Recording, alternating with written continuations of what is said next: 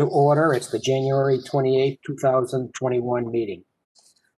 Pursuant to Governor Baker's March 12th, 2020 order suspending certain provisions of the open meeting law and his March 15th order imposing strict limitations on the number of people that may gather in one place, this meeting of the Town of Burlington's Conservation Commission is being conducted through remote participation.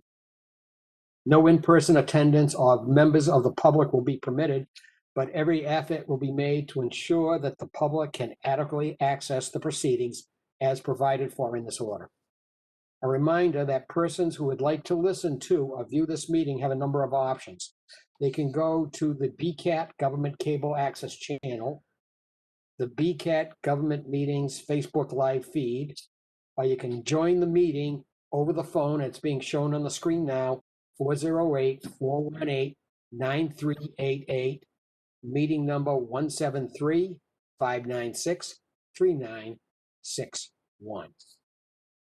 To join the WebEx Live video conference, you click on the link. You can go to the Conservation Commission meeting page, or in the Town of Burlington's calendar, go to the Conservation Commission, pull up the agenda, and then click on that link. And it'll give you the information you need to get on. New public hearings open tonight will not be closed so as to allow comments from those who are unable to access or are uncomfortable with this technology. Comments and concerns regarding public hearings should be emailed to conservation@burlington.org before the next meeting on February 11th, which is 2021. Okay. The next thing on the agenda is I will have to call the roll call, and any votes subsequent in the meeting, I will have to call each individual and ask for how, because of the format, ask for how they vote. The meeting is being recorded, and when it's your turn to say something, please give your name for the record so we have it in the minutes, and your address. It would be very helpful if you would do that. So now I'll start the roll call. Commissioner Bernstein.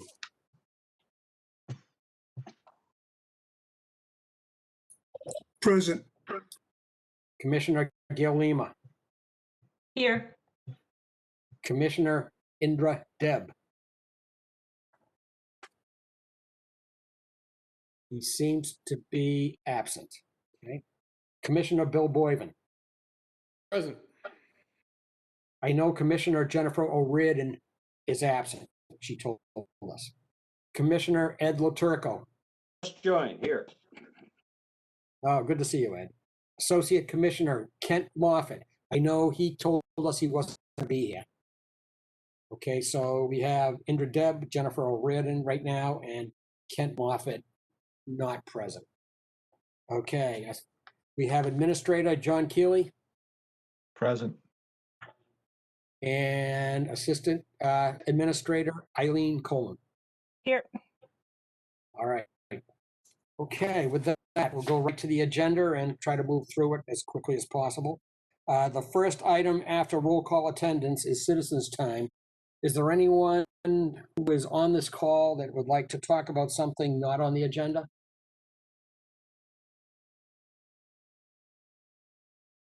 Okay, the record should show no one volunteered any further comments under citizens' time. We have the approval of minutes. Is there any comments on the minutes of January 14th, 2021? Okay. I'll just offer that I submitted some comments for the 4th Avenue project. I corrected it to say that I mentioned that perhaps they should ask, the commission now asked for creating a garden type walkway from Lifetime Fitness that continues the trail on the north side of Lifetime Fitness to create a more continuous pathway from the north side of Lifetime Fitness Trail around the project. And then as a separate item on the agenda, my comments went on to say, although not related to this project, it was mentioned that there are muddy tires along the walking path that starts on the westerly side of North Street and heads up towards Route 3. It was requested from Nordblum for their help picking up these tires in the spring. And we should add, it's not in my comments, Eileen, should add Nordblum suggested that they could help us deal with that situation and remove the 40 tires that have been dumped there. Okay. Is there any other minutes? What's that? Did I read that they had already cleaned them up? Am I wrong? No. Or- No, I don't think so. No, Not as of a couple weeks we ago. have cleaned them up. Thought so. There were 45 tires. They have been cleaned up? Yes, they have. We'll show you later tonight the photographs. There were 45 tires and an old snowmobile that we hauled out of there. Well, I'll thank you in advance. Thank you very much. That's So great. I'll let you get on with the hearing. All right. That is fantastic. Okay. Is there a motion to approve these minutes? So moved. Ed, Second, Bill. Second? All right. Don, how do you vote on the minutes?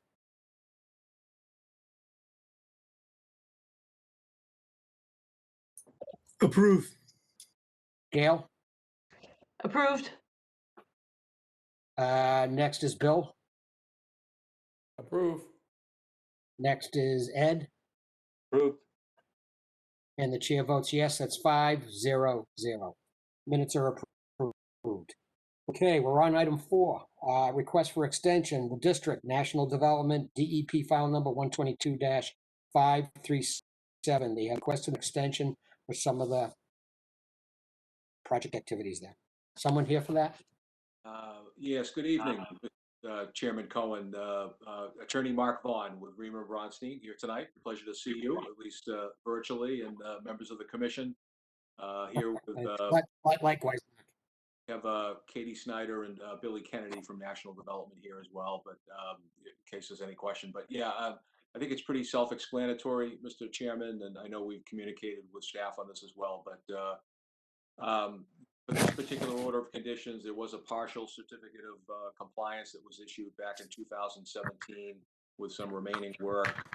Really, the one building that has not yet been built is, there was, if the commission might recall, office building proposed adjacent to building 700, to the, if you're, looking at building 700, which is the tower building in the back, it would be to the right of that between, the district and Burlington Mall. So that building falls within the Conservation Commission jurisdiction. It's an office building. It has not been constructed. I think suffice it to say that, with everything going on over the past year, it has not been the optimal time to be leasing office and being able to build speculative office building. So they're still very much committed to completing it.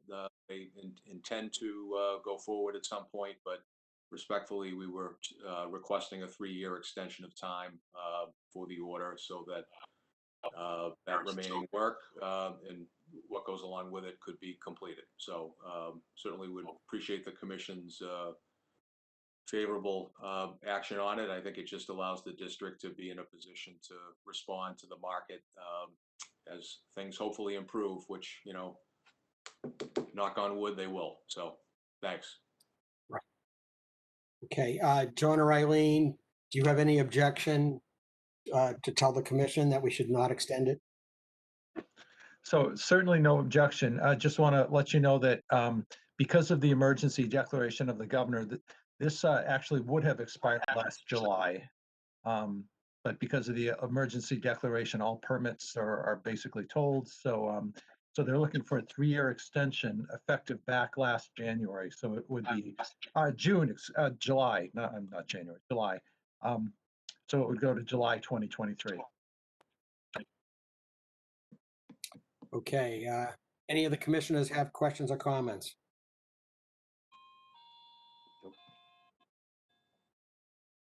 Okay, Are there any John or Eileen, is there any outstanding violations when related to the property at all, the project?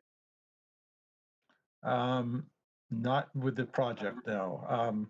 I know Gail raised an issue with something on the garage back in the far left corner, which we haven't really checked out. But, I mean, she can speak to that, I suppose.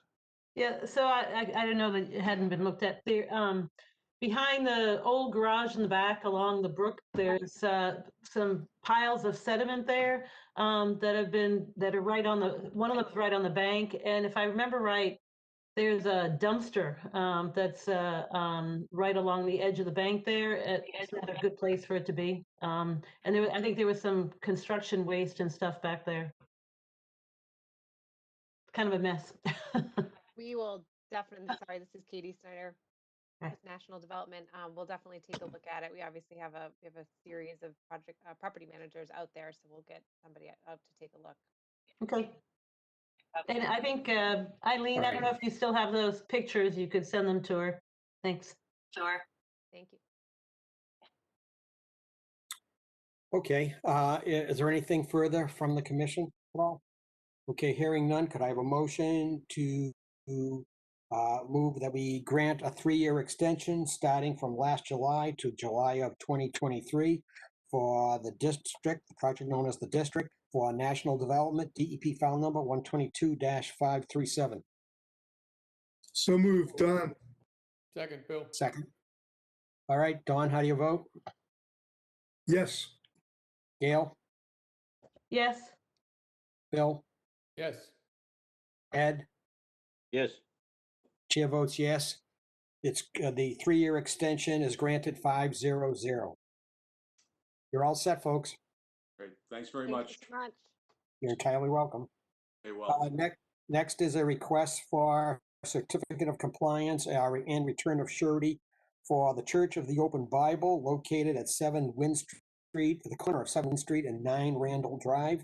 It's DEP file number 122-640. So Eileen, are you speaking to this one? I'm here as well. Wayne Root from Wayne the Root Church of the Open also- Bible. Would you like to Oh, hear from I'm Wayne? sorry. That's right. Hi, Wayne. I should have called upon you first.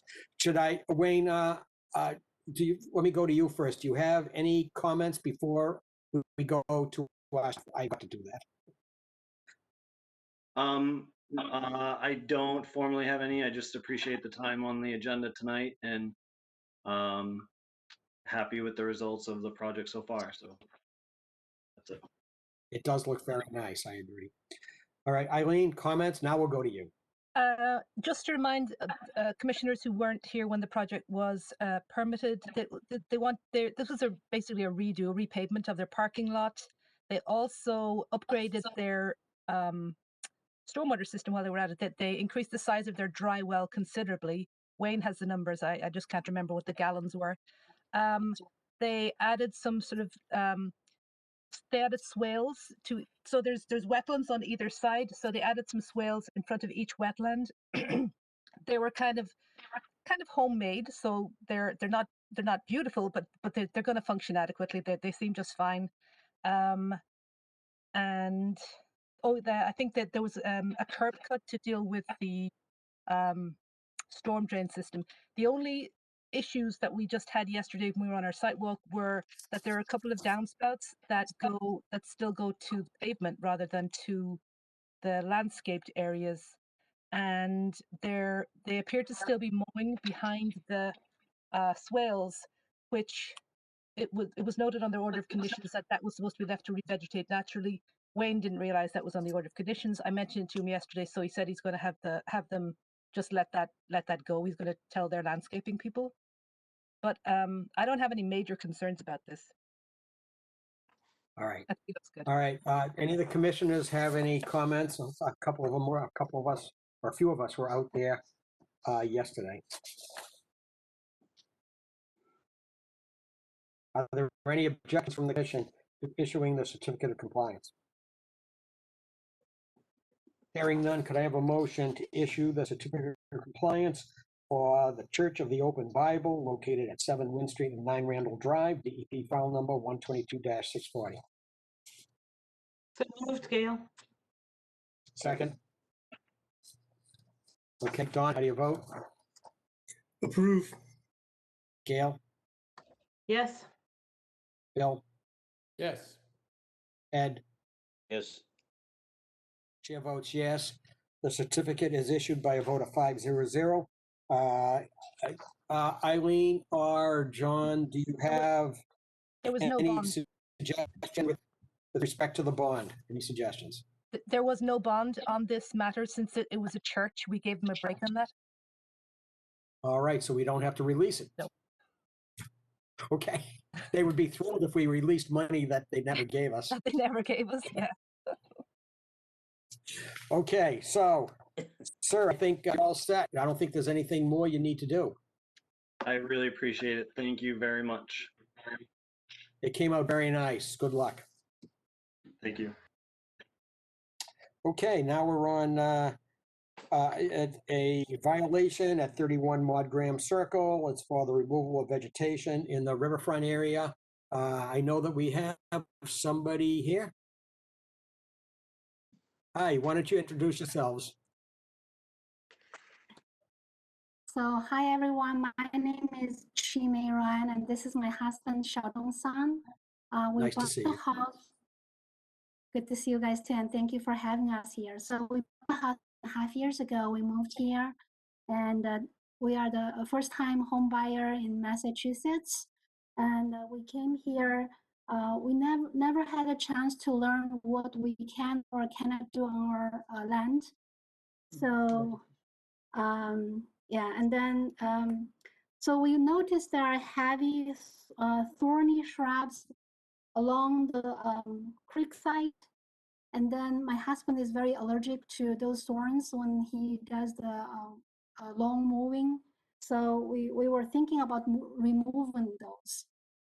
And then my mom started vegetable gardening during the pandemic last spring.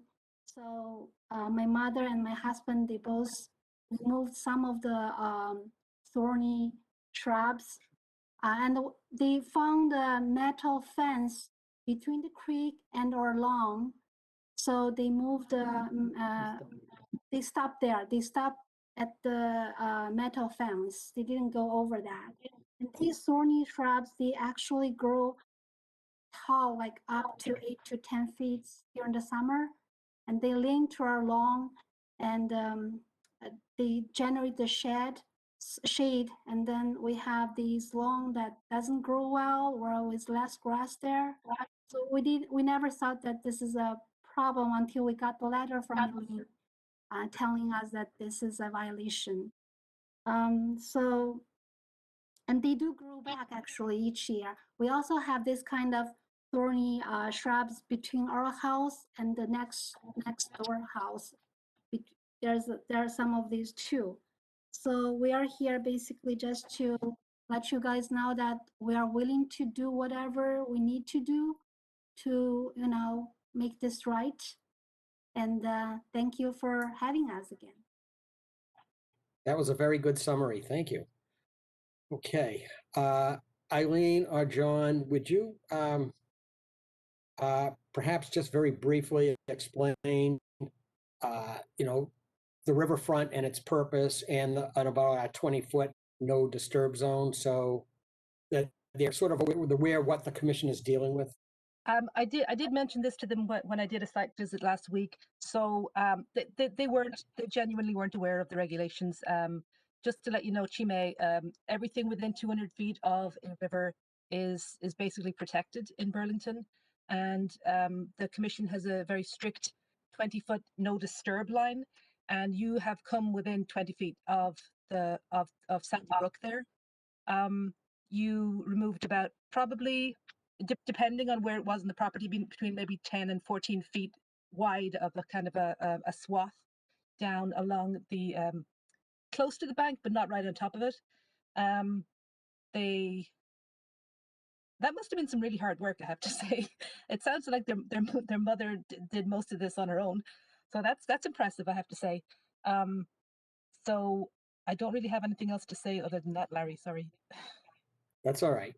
No, I'll just add that the riverfront is a protected resource area adjacent to a stream or a river, or and it is protected because it works as a wildlife habitat in conjunction with what happens in the stream.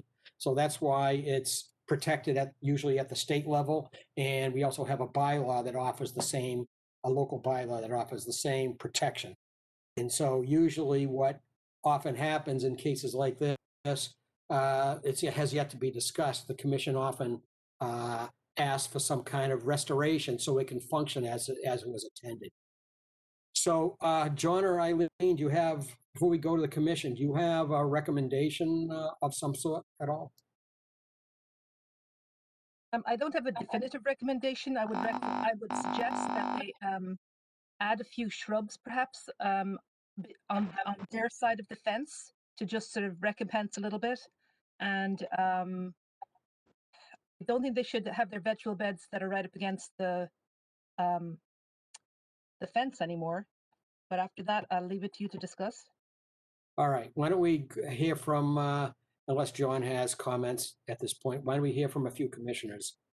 Don? We examined the fence yesterday around the garden. I would just ask for opinions of the other commissioners that viewed it, whether or not this is something that needs to be mitigated. Okay. Gail? Yeah, sure. So as Larry said, the bank and the vegetation on the bank helps to protect shade the bank, the river, the stream, to protect water quality for wildlife. But it also actually helps in terms of runoff into the stream to improve for water quality. And as you know, water goes elsewhere, and oftentimes water that we have in our neighborhoods might be drinking water for somebody else downstream. So, or go to some important resource area, other resource area where a lot of important wildlife are. So that's why we have these laws, and it's not just in Burlington. These are actually kind of statewide and national, and all over the country that we have these kind of protections in many places. So I agree that something should be done along the stream, along the bank to restore that. If you do go ahead and plant shrubs, you should first of all you should talk to John and Eileen first to develop a plan. And there's certain kinds of plants that would do well. We want to make sure that any plants that are planted will survive, but also that are native to the area and not things that grow in other areas and could become problematic. But I think it's kind of hard to tell, especially in that area back where you have a tall garden fence. It would be nice to see what that looks like in the spring, but some of that might be a little bit close and might need to be pulled back a little bit, but it's kind of hard to tell right now. Okay. Bill, you have any additional comments on this? No, not really. I agree with the general comments so far. That area along the bank should not be gardened anymore. It should be left to grow back natural. Putting some shrubs in there would be a great compensation for perhaps maybe even leaving the fence that surrounds the other garden where it is. And there are shrubs that might be of interest to you. There's like blueberries and things like that that are native, do qualify as resource area bushes, and yet still would be of some benefit, and perhaps your mother would like them. But so that would be something that to consider, and just work with again the staff and determining what shrubs or plantings would be acceptable both to you and to the commission. Thank you, Bill. How about Ed? Anything, Ed?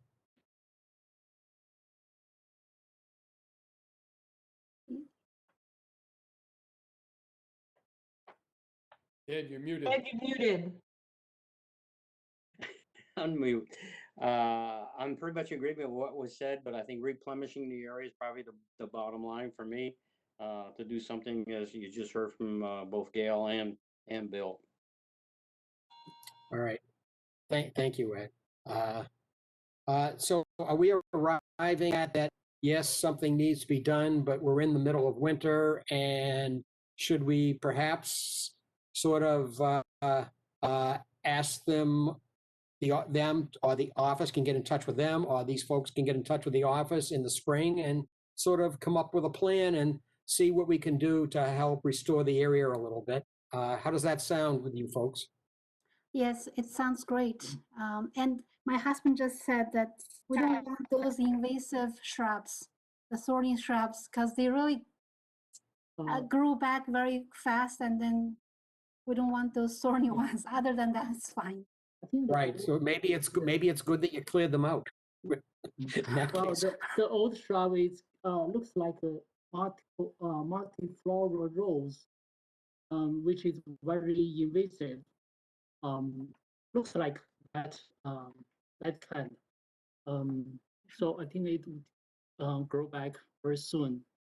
Right. But I think we will get in touch to see how we can restore the vegetation and. In the spring, yeah. So if we can Okay. come up with a plan, and we are willing to, because my mom loves to garden, so whatever he plants, she plants, she's happy with. So yeah, no problem. All right, understood.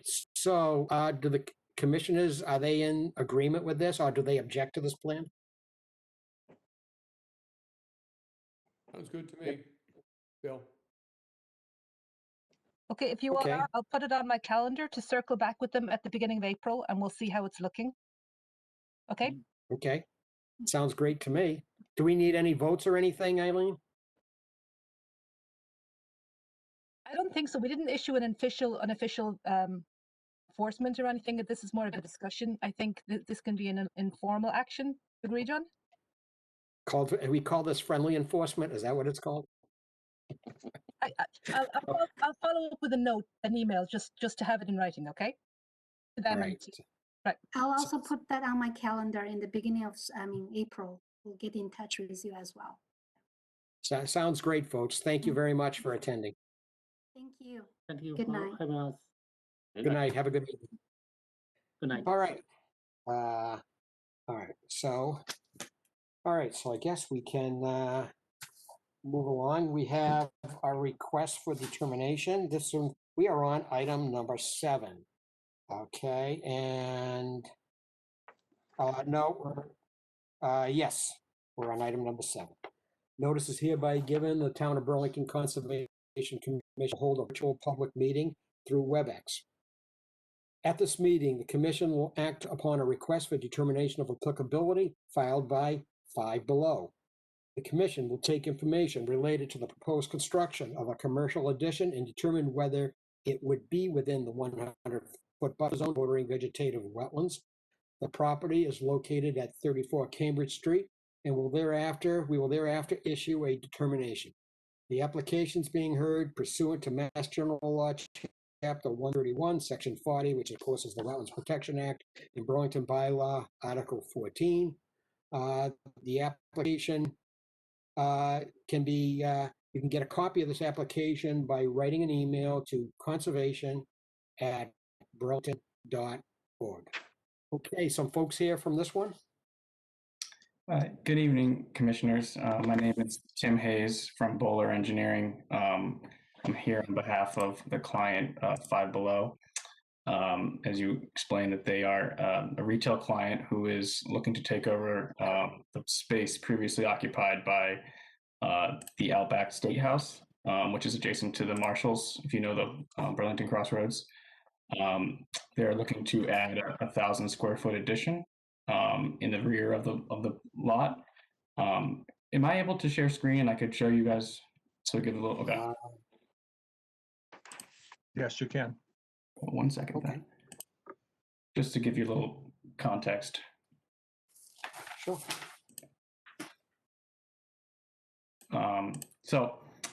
Burlington Crossroads, Cambridge Street is to our east here. The plan is situated north going left. As I mentioned, this is the previous Outback Steakhouse restaurant. The square here is the 1,000 square foot addition, which is actually behind the whole mall, and it's in the existing parking lot the existing loading area behind the mall. And the reason that we filed an RDA is there is an existing swale, drainage swale, that was previously flagged back in 2012 by Lucas Environmental. And in the report, it was only flagged because it was noted that it could be used for drainage again. It was not actually thought to be jurisdictional at the time, but obviously we're here to determine that. So we'd be seeking a negative determination. Our improvements really are just an addition in the parking area previously paved. It's impervious today, and we'd be putting an impervious building there. So we wouldn't be changing the drainage patterns or nature of the existing development other than adding the building. Let's see. We a little background for you guys. We actually got our special permit approval last week on 121 for the change in use here in the addition through the planning board conditional approval. And we received the draft conditions from Eileen this afternoon, which encompass some erosion control measures that should be taken by the contractor. Reviewed those with our client and perfectly happy to accept all those conditions. We think it's best practices, and we'll obviously have the contractor doing those things, silt socks, making sure they're not tracking dirt, all of that. So I think it's fairly straightforward, but happy to answer any questions from the board. All right, Eileen or John, do you have comments on this one? So I requested them to file the RDA because we don't have a formal determination as to the jurisdictionality of the stream. That is, Mr. Hayes mentioned that filing was like 8 or 9 years ago. So I thought it was safe to just have them file the RDA.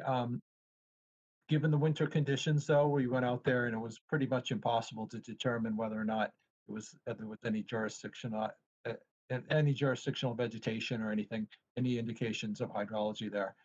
So I suspect it's not jurisdictional, but just to be safe, we've drafted a negative determination, treating it as if it is, but then within it in the findings saying that we're not making the finding that it's a jurisdictional wetland. So we're posing some conditions, erosion control conditions only, and as Mr. Hayes said, they're fine with those conditions. So. Very good, thank you. All right, from the commission, do you have anything more to add to the plan that John proposed for this? All right, I didn't hear anybody chime in. I have nothing further either, so why don't we just go to the draft documents and the draft document and Could you stop sharing so we can share the draft, please? I will try. Thank you. Give me 1 second. Here we go.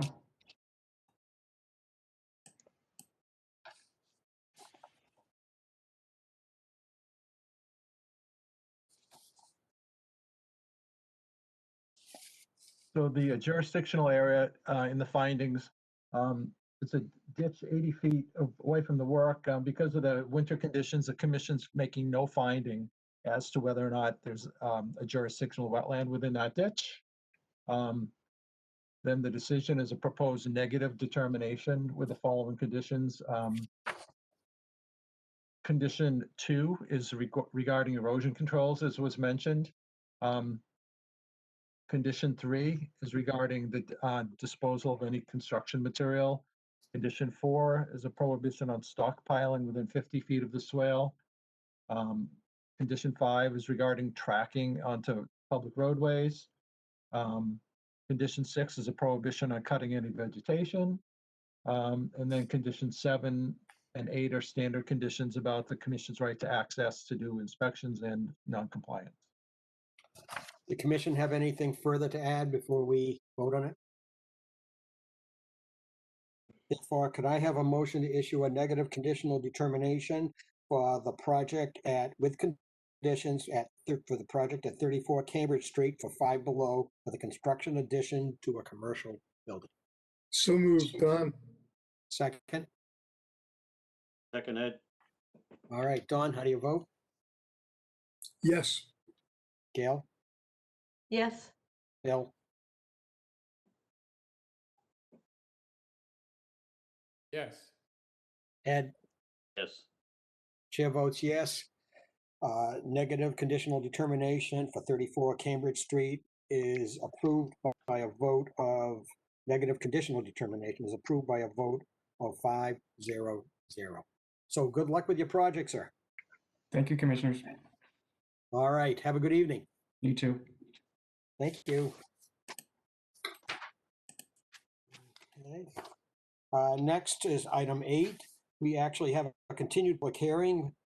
This is the Terrace Hall Avenue sidewalk construction by our own DPW, DEP file number 122-654. Who's here? Anybody here from DPW? Yep. Oh, Mr. Hayes. Yeah, Okay. Megan and I are here. This is Hi, Megan's Megan. project. Hi, Tom. Hello. All right, would you like to, with Tom or Megan, would you like to say anything further before we get into moving ahead? I've taken, we looked into everything that you guys said and we've taken into account. So now I'm just waiting for the final word to add everything to the contract. Okay. Tom, anything from you? Oh, this is Megan's gig, so she's taking the lead on it. So, And she's doing a fine job too, Tom. yeah, she is an ace, isn't she? Yes, she is. Lucky to have her. Absolutely. Okay. No complaints there. All right, so John or Eileen, what do we have? Anything further on this? We don't have anything further. They looked at all the concerns that the commission had. We've added a couple of conditions just about, taking care when they're doing power washing, which is one of Gail's concerns. And we've added a condition in about removing trash. But I don't see any issue at all with this project. They're dealing with the stormwater in a kind of an innovative and a kind of a nice LID kind of way. So I appreciate it. And we did hear from Natural Heritage. Oh, yes. Sorry, forgot. Okay. They got their approval from Natural Heritage that this they got the decision that the project would not adversely affect the priority habitat.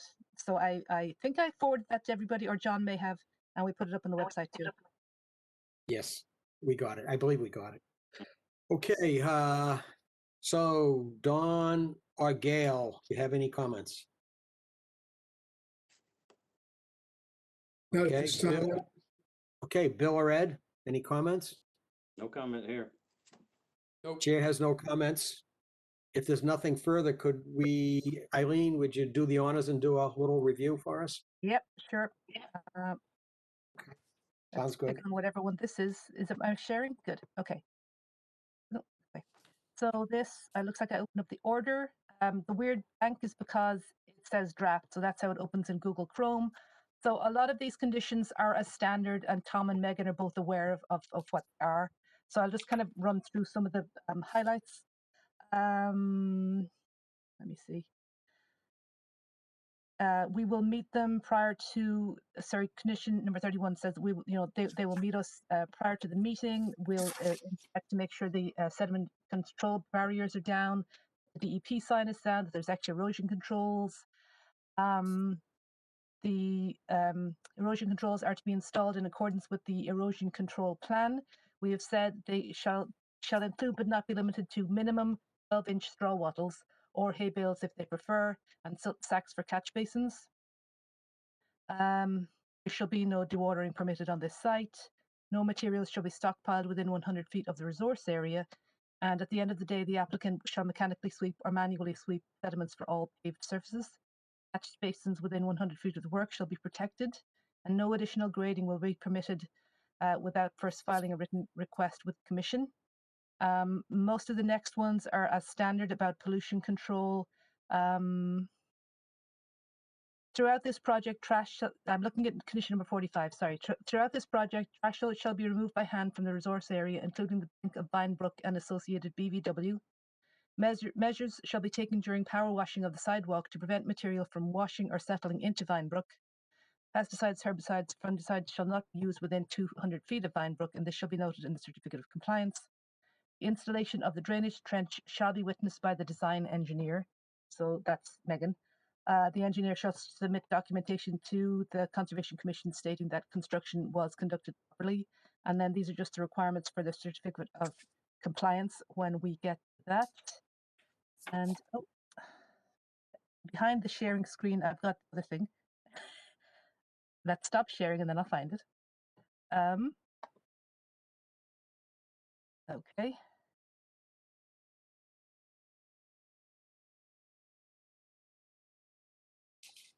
There we go.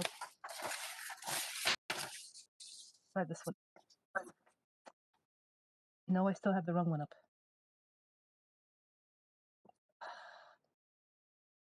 Sorry, everyone. Oh, that was the correct one. I was actually right. Let me do that again. Oh boy. We got to stop having these evening meetings. Okay. Oh, great. No, it's not. Oh, it is. It's not. Did I read the order? I did. No, I did. I read the order. Goodness me.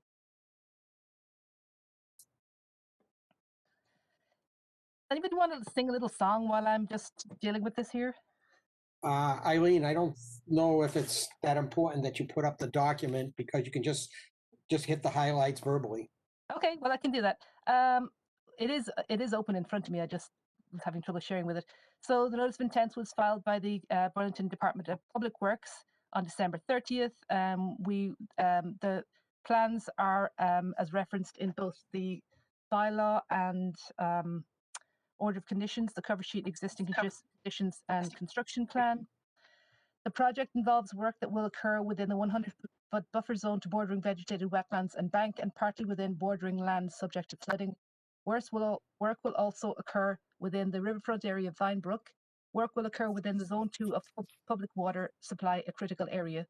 The limit of work would be within 3 feet of the bank and wetlands for approximately 50 feet of its length. The limit of work would be variable for much of the rest of its 1,500-foot length, with work at some areas right at the wetland boundary. The Commission voted to waive the 20-foot no disturb setback. Under stormwater management, I'm still reading the bylaw conditions at the moment. The sidewalk will be pitched to a stone trench, which will then be loamed and seeded rather than pitched to the street. The Commission finds that this low-impact development technique is an appropriate design.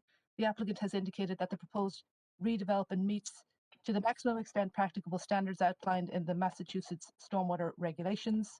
And then we went through the regulations individually. And then for other findings, some of the sidewalk will be within the 20-foot no disturb zone. The applicant agreed to mitigate impacts in the riverfront area of Vinebrook on site. The applicant has agreed to include a requirement that trash be removed from the wetland in the construction contract. It goes on to describe the 12-inch wattles or hay bales again, and references the decisions numbers 1 through 49 of the order of conditions. And since this is a town project, we are not proposing a bond.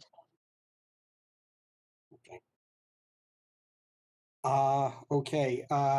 Any comments from the commission or questions? Megan, then I don't hear anything further from the commission. I have one question for Megan. Okay. Is there any place, Megan, in writing where the sidewalk is supposed to be sloped? Like, is there anywhere in writing where the contractor becomes aware, other than in this document? Because it's in a finding. We didn't put it in even a condition. I don't know if it should be. It's in the plans that I made. We have plans with details, and then it's written into the contract that the sidewalk has to be sloped that way. And I'll be out there making sure that they do that. Right. Well, I knew that, and I knew, but I assumed that you want to rely on stuff in writing as opposed to just communication, verbal communication. Mhm. Obviously. Yeah, that's written into the contract that I have drawn up. So And yeah, it's written we into the noticed specifications. we noticed some trash there, Megan, and you didn't, it's in the findings, I think. is all that stuff written that the contractor will help us pick up the area so it looks good? Yep, and any other things that I need to add, once I get the final order of conditions, I will add that in, and then they'll also get a copy of the order conditions. Yeah, the order conditions. You sound very is part of thorough. the Thank you. contract. What was that, Tom? The order conditions is part of the contract, so they have to comply with all the conditions as well. But Megan does a nice Right. job of the plans, like the design of the sidewalk is depicted on Right. the plan as well as in the detail. So these Yeah. guys are well aware of what they have to do when they bid the job. Well, that sounds like that answers the question, doesn't it? Okay. Very good. Thank you for that answer.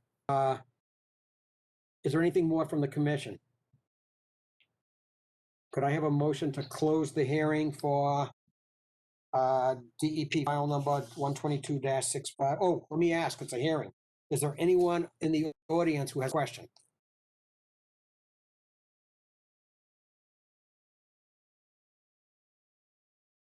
No, okay. Could I have a motion from the commission to close the hearing for DEP file number 122-654? So move, Scale. Second, Ed. All right, Dawn, how do you vote on closing the hearing? Yes. Gail, Yes. Bill, Yes. Ed? Yes. Chair votes yes. Closed by a vote of 500. The hearing is closed. Could I have a motion to adopt the findings under Burlington Bylaw Article 14 for DEP file number 122-654? So move, Bill. Second? Second, Gail. Don, All right, Dawn, how do you vote? yes. Gail, Yes. Bill, Yes. Ed? Yes. Chair votes yes. The findings are approved under Burlington Bylaw Article 14. Could I have a motion to approve the order of conditions under Burlington Bylaw Article 14 in the State Wetlands Protection Act for DEP file number 122-654? So moved, Ed. Second? Bill. Dawn, how do you vote? Yes. Gail, Yes. Bill, Yes. Ed? Yes. Chair votes yes by 500. The order of conditions for the Terrace Hall Ave paving project is approved. Okay, I think that's all we need to do here. Is that correct?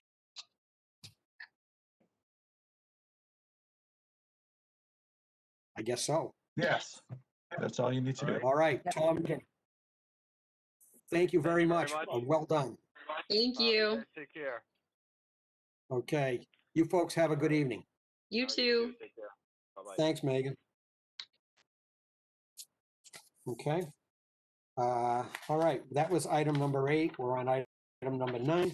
We have a continued public hearing, notice of intent. It was for the repaving at 60 Blanchard Road. This is by the Nordblum Development Company. It's the reconstruction of a parking lot. DEP file number 122-652. Okay, so Good evening. Todd, you tell us who's here, please? Good evening, Mr. Chairman, members of the commission. For the record, Robert Buckley, Raymond Bronstein. As you know, the last time we gave an overview of this, which was a repaving of the site drive, the drive went into the facility, and very little work associated with the minor engineering change and site plan modifications being processed by the planning board. At that time, we agreed with the commission to make some stormwater improvements in terms of structures and a low impact design feature along the perimeter of the site drive.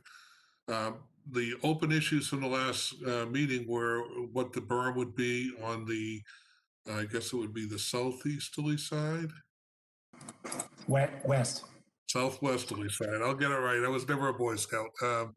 And we've had some discussions with the commission and with the staff, I'm sorry, and we will be putting in sloped granite curbing as shown on the plans. We also we were asked by the commission when we do the work to remove some debris that was noticed in the adjacent wetlands, which we will agree to do.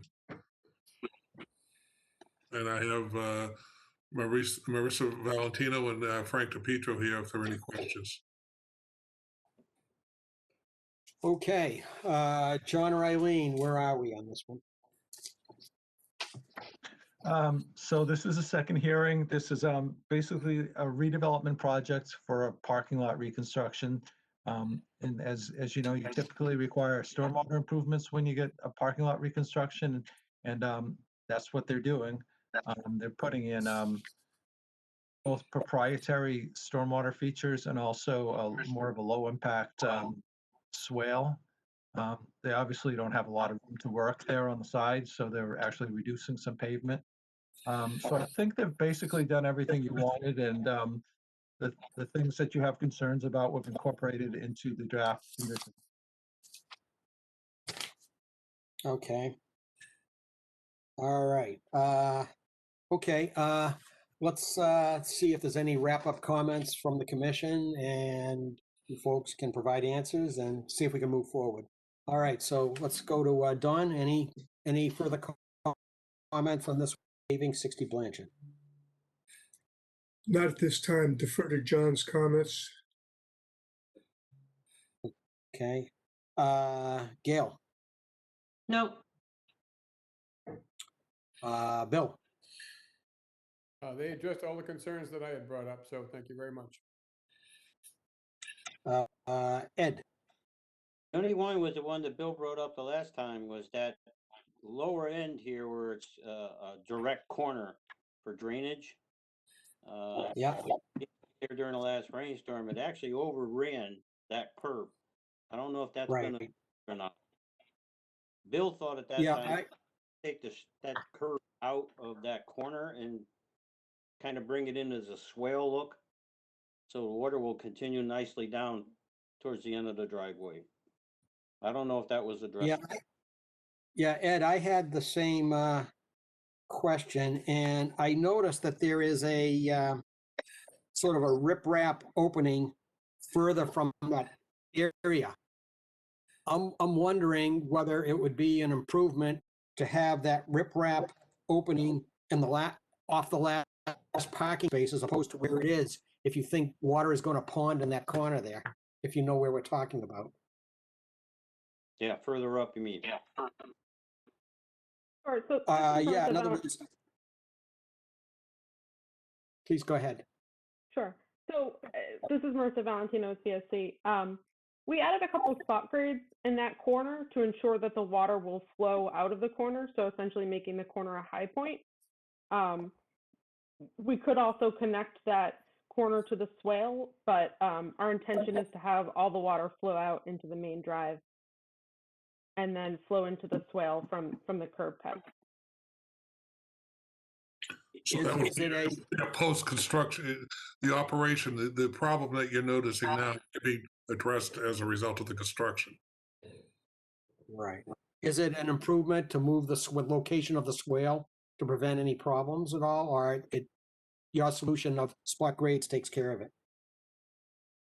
The spot grades could take care of it. If there's if there's any concern for water ponding, we could also extend the stone area to the corner, but the way it is designed right now, that corner is a high point, so there shouldn't be any water ponding post construction. All right. This is Bill. Okay. I was thinking of a stone apron for discharging water, turn 90 degrees, come off of that last space. But you folks are the design engineers, so we have to leave it to you folks to. But if you look at the spot grades, Larry, this is Bill. If you look at the spot grades, it's only a 2-inch difference between the corner of the high point and the where it's supposed to flow out. And I think from based on what Ed was talking about, in a good rainstorm, it's probably just going to wash over that. So I like the idea of moving the swale to be right at the last parking space. This last heavy rainstorm definitely went over the curb. Sure. So, Okay, so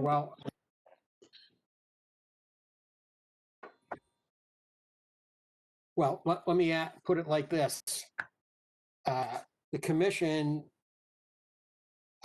we have to rely on the engineer's expertise in doing this. We've expressed, the way I see it, we've expressed the issue, and Ed has taken a few pictures, but it's going to be changed in new construction. They should just respond and provide assurances it's not going to be a problem. That's it, right? Yeah, we agree with that.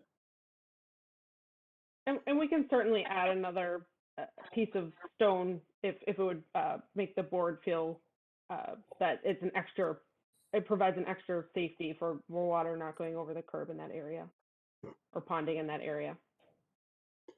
It's, If I could just sort of jump in a minute, the existing bituminous concrete curbing that's there right now, and that pavement was a base course.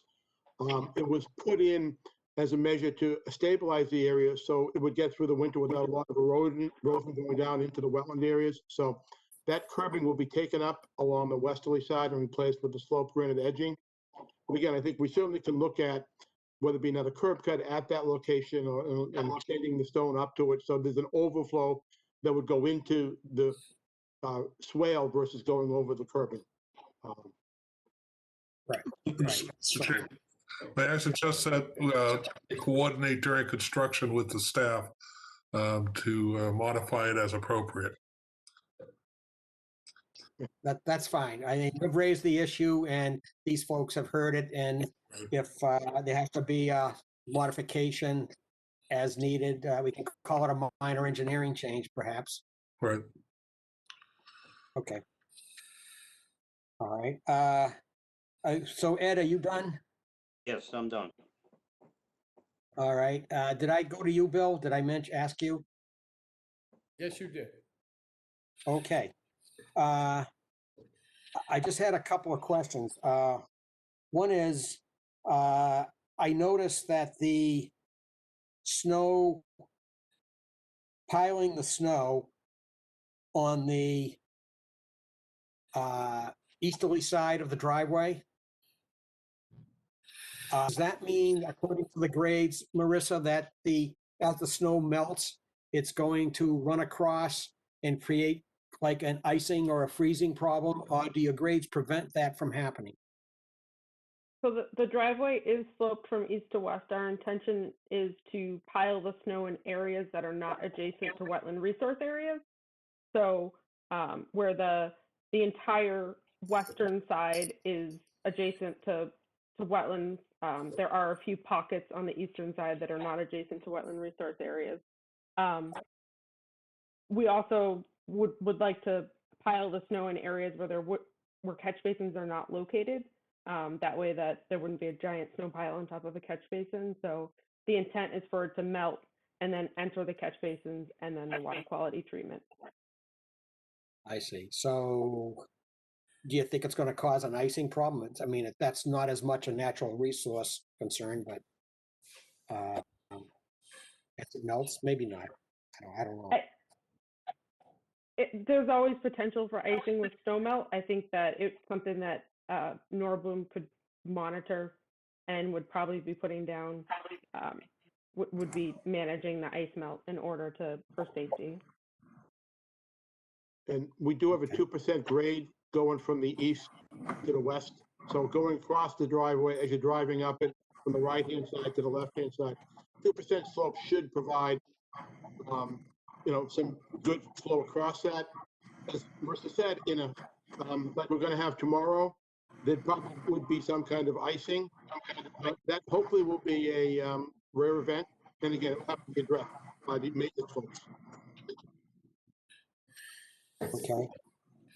In the same area, you're having bituminous curbing on that side and slope granite on the westerly side. Is that correct? That is correct. So does, I suppose water's not flowing in that direction, but I'm wondering when you stop pushing snow against that easterly side, basically is the bituminous curbing just going to break it down rather quick? because it gets, So the intent is to not disturb the bituminous curbing. We are adding into our operation and maintenance plan to take a look at the bituminous curbing every spring to make sure that it's still intact and to repair any damage that was caused during the winter. yeah, that's one way of handling it, I guess. Okay. Any comments from the commission? No, that seems to address that issue. Yeah. Okay. So, Eileen or John, are we at a point we can review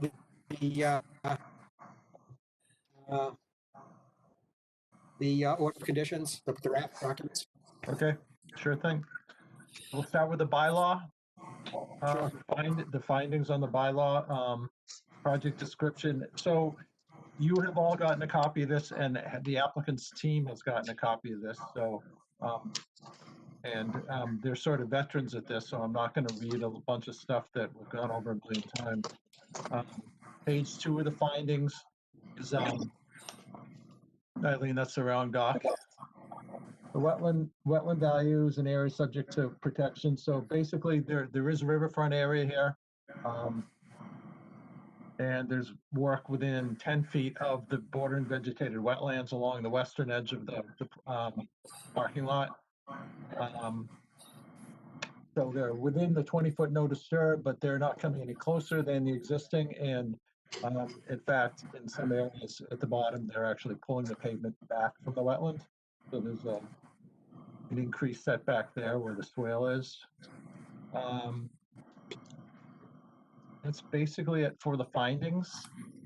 Proposed decision under the bylaw is an approval with conditions. And those are all standard conditions. Condition number 2 is the proposed bond under the bylaw. The proposed bond is $5,000. Then under the order of conditions. Yes. Fairly standard. All the administrative conditions are standard. Pre-construction conditions are standard. Of course, in this case, some of the work has been done. Obviously, the parking lot has already got a binder coat on it, although obviously areas of that will be dug up to put in the new drainage structures. The erosion, therefore, there are fairly stringent erosion control measures required because of the construction of the construction for things like storm scepter are fairly substantial and close to wetlands, so we've got some robust erosion control conditions there. And there's also condition 35 regarding dewatering. Depending upon the time of year, but probably almost any time of year, their excavation for like the storm scepter is going to be in groundwater. So we will require an dewatering plan. Pollution control conditions starting with 41, those are all standard conditions. Then the drainage and stormwater conditions, condition 49 is a requirement that the site be managed according to the O&M plan. Then there's landscaping conditions, one of which 53 is no vegetation within wetlands with a 100-foot buffer zone shall be cut or trimmed without prior approval from the Conservation Department or Commission. Lawn area on the western side of the driveway access shall be cut but not expanded.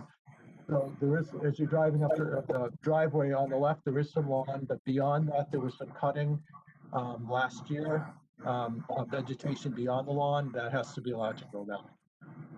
And then that's basically it.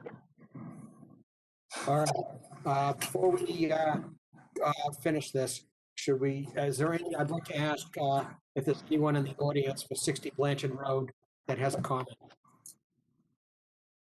And any participation. All right, John, do you have anything further on the findings or order of conditions? No. Gail?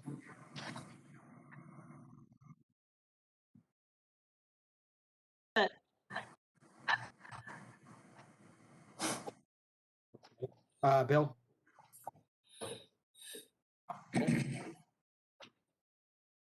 Okay, Ed? Just one addition, I think, I didn't catch it in the conditions. The sign that is there presently for the last resident, there should be a new sign, I suspect, over time, but it should not be pushed any further back than the other one is right now. That's the immediate area as you enter into the driveway to the left, where most of that What cutting. what should not, Ed, what should not be pushed any further? Could you explain that again? They're probably gonna remove the sign that's there and put up a new one for the new resident. Yeah. Not to go back than the present one is. Okay. All right. I just had one comment. Is the commission, do we need Gail or Bill or Ed or Don, that area that was cut, are we essentially saying that we're letting it just naturally revegetate? Is that the plan, or are we asking, or should we ask for any replanting in that area to the left as you drive in? No, I think it'll grow back very quickly. It was just shrubs and they'll resprout fairly quickly. Yeah, that's correct. All right, could we make sure that that's the intent of the commission and the findings, Eileen or John? Could we put that in? Okay. All right, thank you. All right. Okay. If there's nothing further, we'll move this along. Could I have a motion to close the hearing on number 22-652, which is 60 Blanchard Road, by proposal to construct the lot? Who moved it? Second, Bill. Second. Dawn, how do you vote on closing the hearing? Yes. Gail? Yes. Bill? Yes. Ed? Yes. Chair votes yes by a vote of 500. The hearing on DEP file number 122-652 is closed. All right, could I have a motion to approve the findings under Brockton Bylaw Article 14 for 60 Blanchard Road, DEP file number 122-652? So moved. Scale. Second. Second, Bill. Dawn, how do you vote? Yes. Gail? Yes. Bill? Yes. Ed? Yes. Chair votes yes by a vote of 500.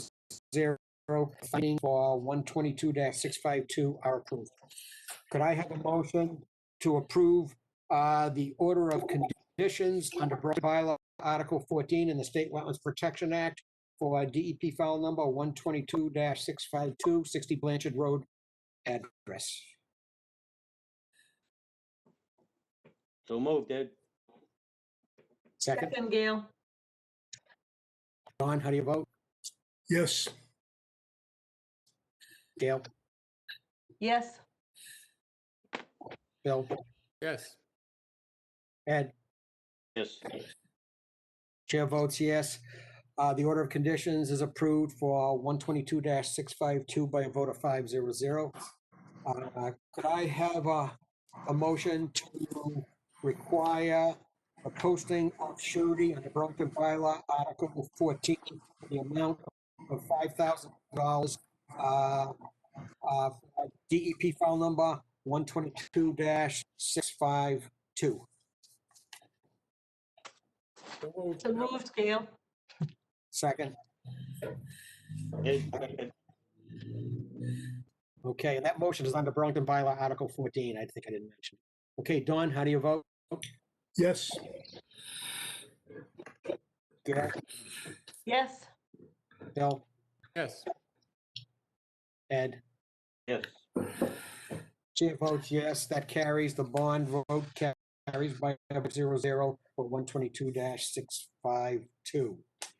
All right, folks, everyone here, good luck with your project. Thank you very much for your time and consideration. This is Bill. Can I ask one question?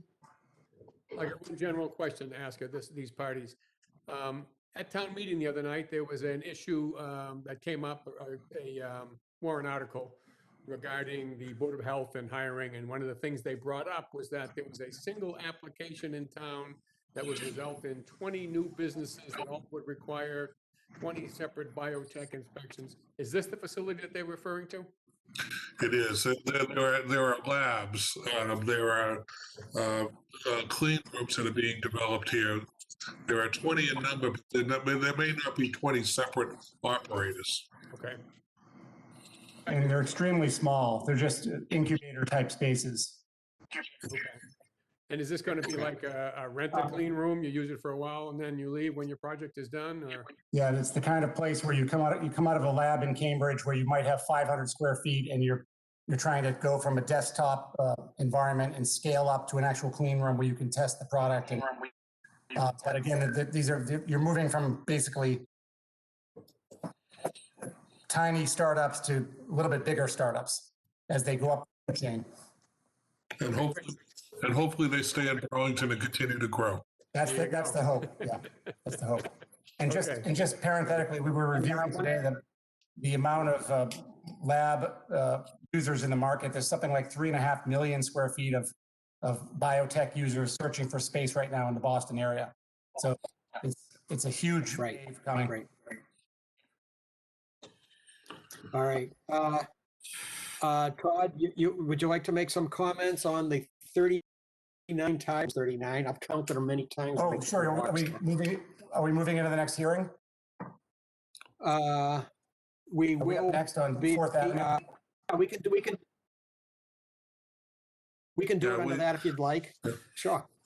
Those are some of the issues that we have prescripted that we're going to address as part of that application. All right. Well, it's Mr. sort of Chairman, I'm not sure I understand the question, Mr. Chairman. Are you asking us to update you on the abandoned tires on the old Kent Road? Right. I think they've been removed already, you said. Yes, and that was part of the 4th Ave application for the housing, but we found 45 tires and a snowmobile. So you were right on. We got it out of there within 3 days of your mentioning it, and we'll keep a closer eye on it. I don't know where they're all coming from, but they're gone. Right. Well, on behalf of the commission, I'd like to say we appreciate you doing it so quickly. I certainly didn't expect you to jump right on it, but thank you very much. Our pleasure. Okay. Next is we have continued public hearing. This one is DEP file number 122-653. It's a notice of intent filed by the Nordblum Development Company for 174 Middlesex Turnpike and the 2nd and 4th Avenue location. It's for the construction of multifamily residential building. Good evening, Mr. Chairman. For the record, Robert Buckley, Raymond Brossian. We gave a fairly extensive overview the last time. I have with me this evening Todd Nordblum and Todd Fremont Smith from the Nordblum Company that will probably update the commission of what we've done to address some of the questions that were raised, including the removal of the tires. Knew nothing about the ski mobile or whatever, but I might take a look at that, by the way, Todd. So, and we also have Frank DePietro and Mr. Valentino from BSC. So I think Todd, you want to update the commission? Sure, we can do that, or unless Marissa wants to run the show. And we can make you a good deal on that snowmobile, Bob. Thank you. Do you want to run through it, or do you want me to do it? Either way, it doesn't matter. Bob, I should warn you, that snowmobile needs a bit of work. Larry, I have plenty of time. Plenty of time, Larry.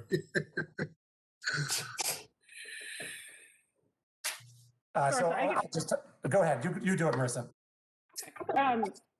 Sure. So Marissa Valentino with BSC. I'll just run through brief presentation summarizing the comments from the last hearing, as well as some additional items that we've addressed. So as you're aware, this is the proposed housing design. The site is located on the corner of 4th Ave and Middlesex Turnpike in Northwest Park. Here's the precedent images of the proposed development. This one's looking from Middlesex Turnpike towards 4th Avenue with a retail building on the corner. And here is an image showing the residential to the right. Lifetime Fitness is in the background. There is a potential future building in grayscale to the left, and then the public commons is in the center. This is, as you can see, nicely framed by all the buildings. This is an image of the site plan. At the last hearing, there were some comments about incorporating a pollinator garden. Excuse me. We are exploring incorporating a pollinator garden. We're looking at locations either around the building or in the public gardens. So this would be a native garden that would support pollinators and provide a diversity of plants and colors. Here's some images of the components, which would include flowering ornamental trees, which are sources of pollen and nectar, shrubs, perennials, and grasses. The majority of the public commons is a green space, and this is to provide a multi-use recreational area and maintain site visibility. So here's some examples of some programming that has occurred on 3rd Ave and could occur at 4th Avenue Public Commons. Yep. So here's some outdoor fitness classes, some live music, holiday events, games, kid-friendly fun. And again, those are all images from 3rd Avenue, and I think the idea is to work similar programs on 4th Avenue. So here's an image of the master plan for Northwest Park, and what you're seeing in these dashed lines are the walking paths. I know there was a comment about connecting the public commons to the walking path.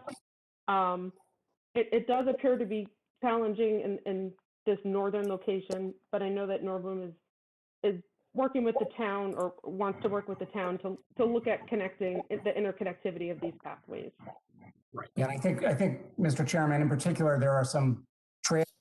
Those dotted lines represent current or potential walking trails, and we've done as you know, the first leg of that Middlesex Turnpike up behind Lifetime Fitness up to North Avenue has been reestablished. It's an old road bed. It's actually very pleasant to walk, get out of your office, and then as we go towards Route 3, there's the potential for a great deal of other trails that we'd like to work with your staff or yourself, and there are some areas up there that we're going to need to address, but there is the potential for good, 1.5 miles of trails that could be within the park. And interestingly, the trail that goes off the plan at the top right goes all the way to 201 Burlington Road in Bedford. So there's, you can walk all the way up, and I've done it, and it's a little bit noisy because of Route 3, but it's a deeply wooded area that it's a real hike. People could do at lunch, and so with your permission, we'll just continue to work with you on connecting everything together and providing non-sidewalk walking options in the park. Yeah, may I suggest, Mr. Chairman, members of the commission, as we develop those interconnectors as well as the garden, that we advise staff, work with staff, and they can update the board as to where it's going and comment on it. So it will be an ongoing iteration. Absolutely. I'll just say that I've been on all these trails. The initial one that heads out towards Route 3 and all the way up towards Bedford Street and all the way down. It narrows as it comes down around Revolution, they're behind there. And it seems to end right there in their parking lot. But there's quite a bit of hiking acreage to go if the trails could be, you could use a little bit of improvement, but they're certainly doable even now. We agree. I know it gets tight behind Wegmans. I'm sure we can get behind Wegmans as indicated, but again, part of this is just diagrammatic, and part of it we have to follow the natural trails that are up there and try to figure out where the right place to walk is. But it is nice on a nice day. It's a very pleasant walk. There's quite a bit of nature up there, and I think with respect to the pollinating garden or the plants, I know the planning board has a desire to really keep up the landscaping around the base of the building. Perhaps that's a place where we could put these winter berries and other plants that could be helpful to life and birds around the base of the building as well. Right. Okay. John, Here are the tires. So we took two of these. We took two of these trucks. If anyone needs any used tires, let us know. But I do recognize them, Todd. I've seen them many times. And I still got the count wrong. We'll keep an eye on it. Right. Thank you again. I personally really appreciate it because it kind of destroys the benefit of a natural walk when you see tires every 100 feet. Yeah, I agree. Yeah, that's great. Fantastic. Okay, if you folks are through, John or Eileen, do you have comments now on from your perspective, what more needs to be done? Well, that's a lot of mosquito habitat that you just removed with all those tires, I'll tell you that. Good. But I don't think Marissa was done. I just had one slide just depicting the snow storage. That was one additional comment that came up at the last hearing. But yes, this was the last slide after the tires. Right. So we positioned some areas for snow storage in the parking lot, away from Middlesex Turnpike, and in order for them to drain into catch basins and water quality units. Right. Okay, so if that concludes your presentation. It does. John or Eileen, do you have comments? Not really. I've had some discussions with the BSC group about stormwater, but we can just continue to talk offline about that. Okay. John, are you satisfied that the compensation for the bordering lands subject to flooding we're okay with this, the way it's designed? Yes.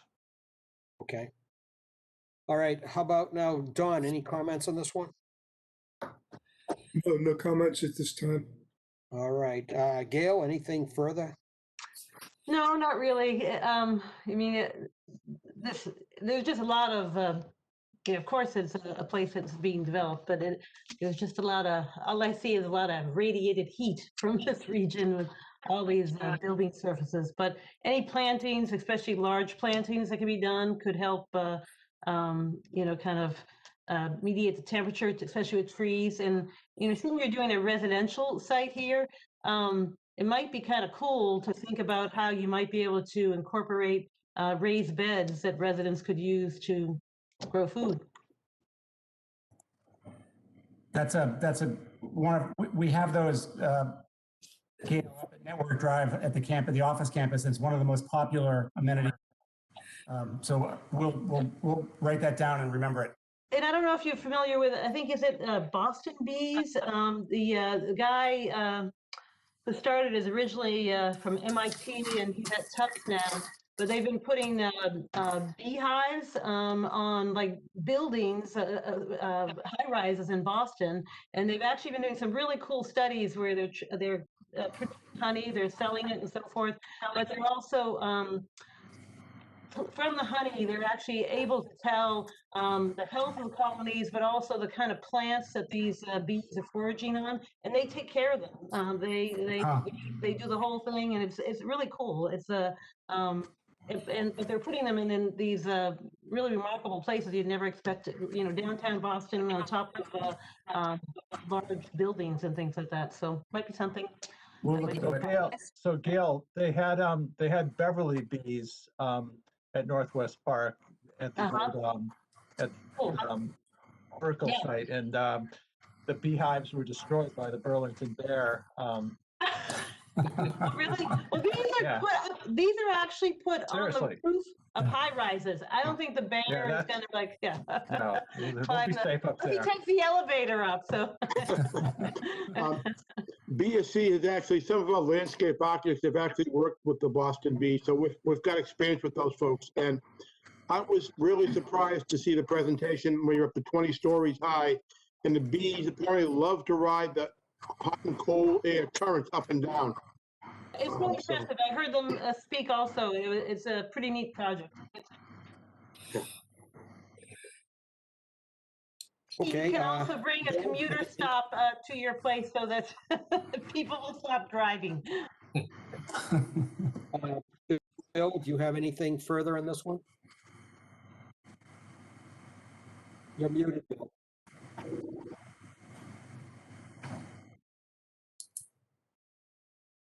You're still muted. There you go. Okay.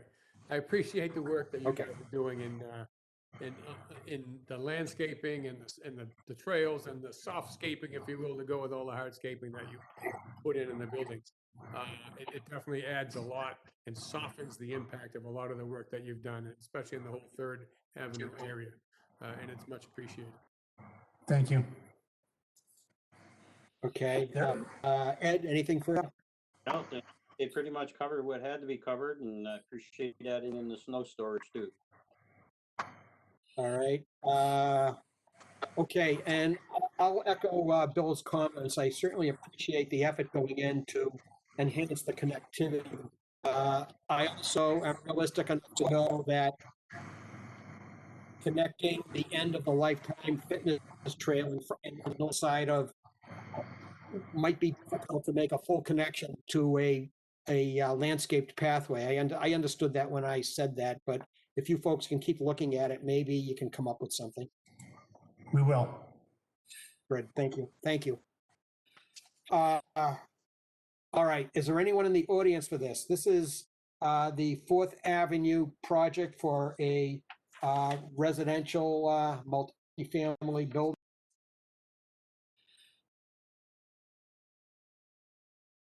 There's no one in the audience for record to show.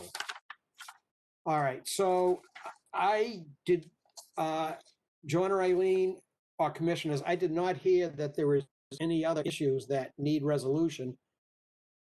So if it's consistent with planning board hearing, we could close next time. If it's not consistent, we can hold it at your request. Right. Well, well, can we get back to you on that? Can we continue it to the next meeting? And because what I'd want to avoid is closing it and then have a change that we have to come back to. Right. So could I have a motion therefore, unless someone objects, to continue this hearing until the February 11th meeting of the Burlington Conservation Commission? So moved, Gail. Second, Don. Second. All right, Dawn, how do you vote? Yes. Gail? Yes. Bill? Yes. Ed? Yes. Chair votes yes. By a vote of 5-0, this meeting is continued to February 11th unless we hear further from you folks. Mr. Chairman, can I ask 2 indulgences? One, that if the staff could send a email or correspondence to the planning board indicating that as far as the commission is concerned, that we've addressed the issues and we're just keeping it open to, in case there were some changes to avoid having to reopen another hearing, going through the process. Right. Sure, no problem. John, do you agree? Yeah. And the second indulgence is that when I fix that ski mobile, you and I are going to go on all those trails. Hold on, Bob. I guess those aren't conservation trails, but do not take that into the conservation land. No motorized vehicles. And Bob, I don't think the word indulgences has been used in 400 or 500 years, so congratulations. Also, we don't have to grant any indulgence because there's very little likelihood that snowmobile will be operational. Is that a challenge? Is that a challenge? Okay, so perhaps we'll see you on February 11th unless you folks tell us different. Okay. Thank you. Thank you very much. Everyone stay healthy. Thank you all. Have a good Right. night. Likewise, stay healthy. Thank you all folks for all this input. Thank you. Thank you. All right. Now we're on item 11. It's just administrative things. We talked about the planning board comments for 4th Avenue. Are there any other planning board comments, John or Eileen, No. we need to do? Okay. Subcommittee and staff reports and updates. Do we have anything further? We do have a few things. First, I need you to ratify an emergency certification that I issued, and I did send you guys copies of it. The DPW has to breach several beaver dams in both Sandy Brook and Vine Brook, which are causing flooding within the Sandy Brook neighborhood, Sandy Brook Road, Hilltop, and Montgomery Circle.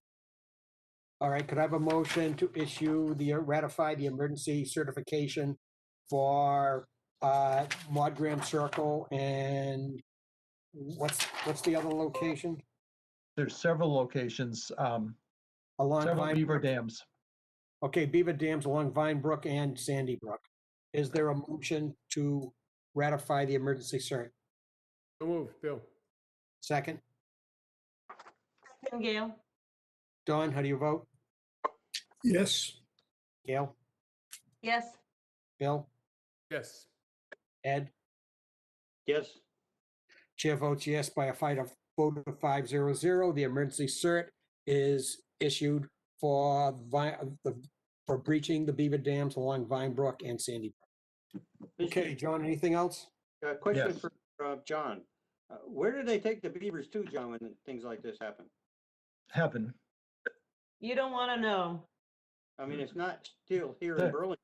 No, you can't, it's not legal to transport. You can't, they kill them. They can't transport them. I didn't realize that. Okay. Yeah, it's illegal to transport wildlife. Wow. We also Sleep on have, white meat. right, you issued an enforcement order for 171 Bedford Street, which was the old Doyle Lane Funeral Home, because they had paved over some permeable pavers. They have rectified that situation, put in the pavers, documented it. We have photos, and we just need you to essentially lift the enforcement order.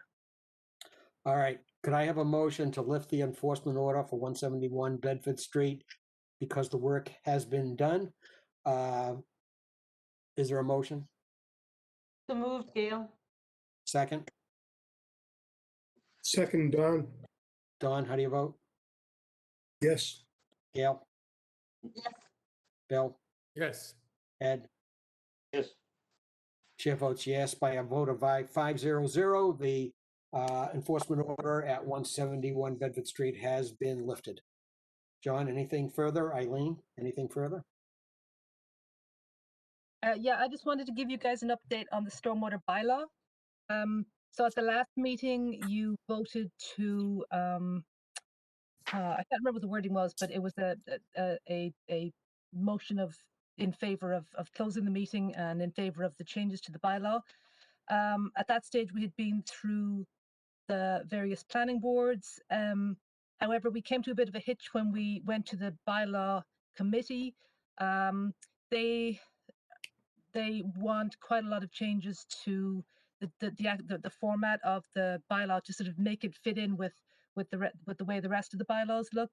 So they weren't very happy with the amount of time that we had given them, given them only a few weeks rather than months to work on this. So it got pulled from town meeting, and we're going to be working with the bylaw, with a subcommittee of the bylaw review committee to work on tweaking some things like, the introduction and so on. And our first meeting with them is next week, and I'll be meeting, probably John will too. So that's where we stand with that. Hopefully it'll go to Maytown meeting, but we'll wait and see. Do you see any major roadblocks other than just doing the work to do these edits? They don't seem to have any real, their issue isn't so much with the edits, it's just with the structure of the bylaw. It just doesn't fit with how the others look. So. Okay. Hey, commissioners have any comments on this one, on the bylaw update? No. Okay. Anything else under updates? That's it. The next meeting will be February 11th, and the following one after that will be February 25th. Of course, if you can't make it, let the office know. Other business, is there anything else? Can I just So one remind thi- everybody to come and sign the decisions that we approved tonight, either tomorrow or Monday, please? Sure. And just looking forward to November. So typically, we only have the one meeting in November on the second Thursday because the fourth Thursday is Thanksgiving. This year, the second Thursday is Veterans Day, so just start thinking about an alternate date, either another day of the week or whatnot. You've got plenty of time to think about it. I just want to give you a heads up on that. Are you proposing that because of holiday schedule, we don't meet at all in November? No, I'm not suggesting that. It could be our first live meeting again, who knows? Okay. Maybe. We could all be waiting for our shots. That's Right. true.